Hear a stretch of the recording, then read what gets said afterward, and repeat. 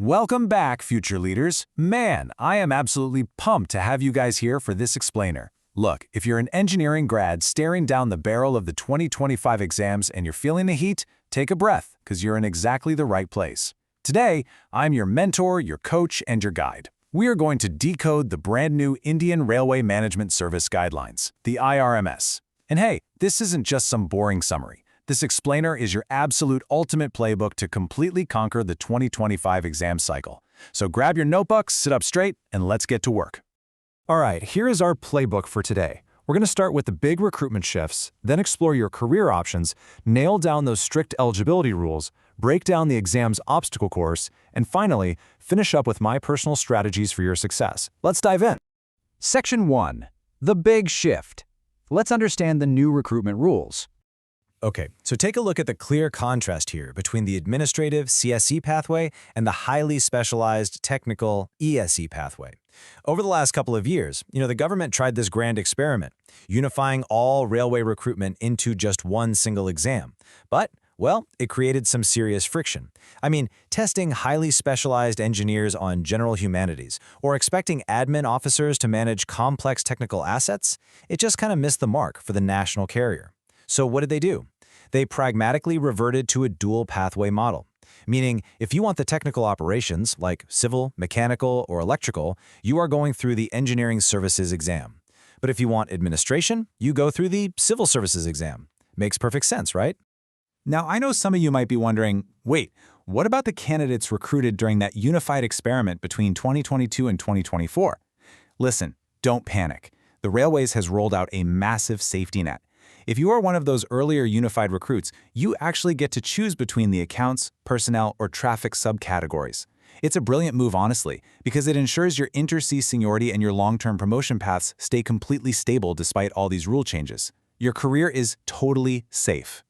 Because of these sweeping rule changes, your revised battle plan for 2025 looks exactly like this. The UPSC actually reopened the application window back in October and November of 2024, and more importantly, they pushed the exam dates back to give you guys a little more breathing room to prepare. The prelims are officially set for June 8th, 2025, and the mains, August 10th, 2025. I need you to lock these exact dates into your calendar right this second, because this timeline is absolute. No moving it. 225. Guys, that is the massive number of vacancies explicitly added for the IRMS through the ESC 2025 cycle. We're talking 75 for civil, 50 for electrical, 40 for mechanical, 40 for signal and telecom, and 20 for stores. This is literally a massive injection of opportunity that you absolutely cannot afford to miss.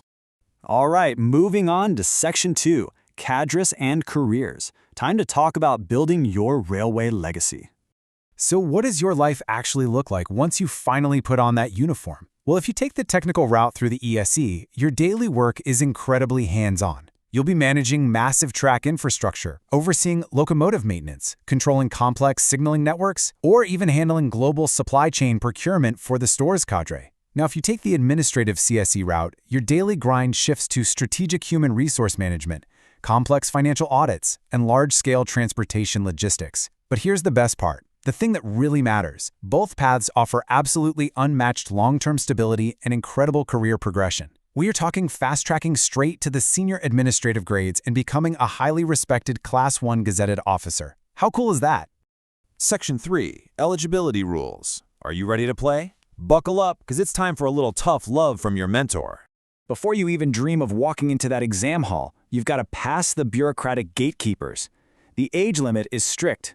You must be between 21 and 30 years old as of January 1st, 2025. Yes, sure, there are standard government relaxations, 3 years for OBC, 5 years for SCST. But listen to me very carefully right now. You must have valid, up-to-date Government of India certificates to prove your nationality and to claim any of those age relaxations. Seriously, do not let a silly paperwork error disqualify you before you even take the test. Get those docs sorted. So the absolutely crucial point here is matching your education to your ambition. To dominate the ESE technical pathway, you absolutely must hold a regular BE or BTech degree in civil, mechanical, electrical, or electronics and telecommunication engineering. Period. No exceptions. On the flip side, if you're aiming for the CSE administrative pathway, a bachelor's degree in basically any discipline works. Though, a quick tip, having a commerce or CA background is going to give you a massive edge if you're targeting that accounts subcategory. Section 4. The Obstacle Course. Decoding the Exam Stages. This right here is the beast we're going to slay together. Let's break down Stage I, the preliminary examination. Think of it as a 500-mark objective sprint. Paper 1 is all about general studies and engineering aptitude. That's a 2-hour paper for 200 marks. Then, Paper 2 dives deep, and I mean deep, into your specific engineering discipline. That one's 3 hours for 300 marks. It is an intense, single-day marathon, so you've got to build that stamina. And I need you to burn this fraction into your brain right now. You listening? 1/3. There is a brutal, unforgiving 1/3 negative marking penalty in the prelims. If you go in there and just start wildly guessing like you're playing the lottery, you will completely destroy your chances. In this game, accuracy is just as critical as speed.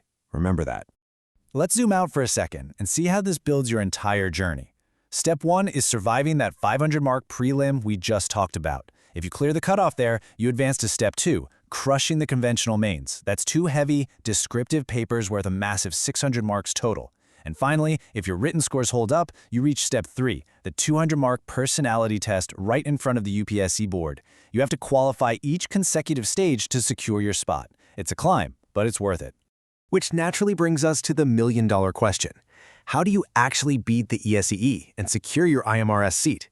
I mean, how do you manage to stand out among tens of thousands of the smartest engineers in the entire country? Well, that brings us to Section 5, Mentor's Playbook, Strategies to Win in 2025. Pay close attention, because here is my direct advice to you. First off, cover the complete syllabus, period. Do not try to game the system with shortcuts, because trust me, the UPSC will find your blind spots. For the prelims, I want you to focus heavily on current affairs, specifically tech and infrastructure, and engineering math. Those are massive high-weightage topics that historically just make or break candidates. Second, identify your weak areas using previous year papers and attack them ruthlessly. Don't hide from what you don't know. Oh, and here is a pro tip for the conventional mains. Improve your handwriting.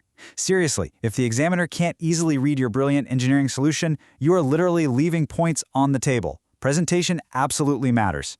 Next up, your time and stress management must be elite. Step 1. Create a realistic daily schedule. And I mean a real one you can actually stick to, not some 20-hour-a-day fantasy schedule. Step 2. Allocate your specific time slots based on the difficulty of the subject. Step 3. Practice answering past papers strictly against the clock. For prelims, train yourself to spend no more than 60 seconds per objective question. Gotta keep moving. For mains, spend the first 5 minutes purely outlining your technical answers before you even start writing. Time allocation during the exam is critical to keep that last-minute panic at bay. And finally, Step 4, maintain a balanced diet and manage your stress. Guys, this is a marathon. You simply cannot afford to burn out a month before the exam. I want to leave you with this final thought. The IRMS isn't just another exam. It is the ultimate gateway to becoming a Class 1 gazetted officer. It's your chance to actually shape the future of India's railways, commanding massive operations with unmatched stability and prestige.